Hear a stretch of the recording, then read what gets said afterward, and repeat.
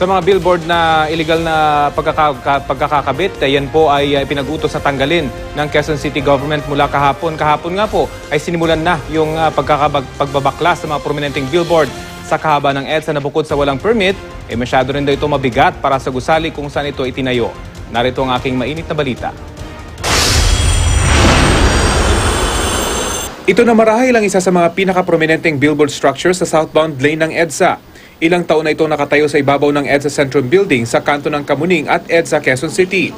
Pero iligal ang strukturang ito kaya kailangang gibain ayon sa Quezon City Government. Sinabi dito sa final endorsement sa amin sa DPUS, this structure is declared to be dangerous unless restrained by competent authority.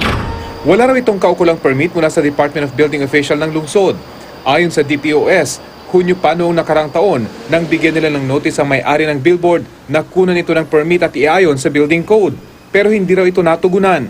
Binibigyan pa rin ng due consideration ng city government for them to comply with the structural design of safe and sound structural design according to the National Building Code, saka according to the city ordinance natin ng SP 2109. Tunay-tunelada ang bigat ng roof-mounted billboard, bagay na hindi raw kasama sa disenyo ng gusali. Iba raw ito sa wall-mounted o ground-mounted na billboard. This is most probably mga 15 tons. Kung titignan natin, ang tawag dito roof-mounted.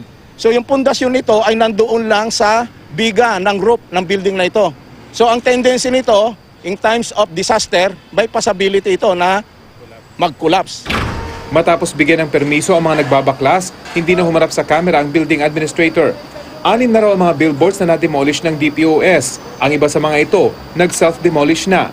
Sa laki ng billboard na ito, posible umanong abuti ng 2 linggo bago ito tuluyang mabaklas. At sa buong syudad ng Quezon City, humigit kumulang 200 ganito mga billboards na may mga paglabag ang nakatakda ring i-demolish.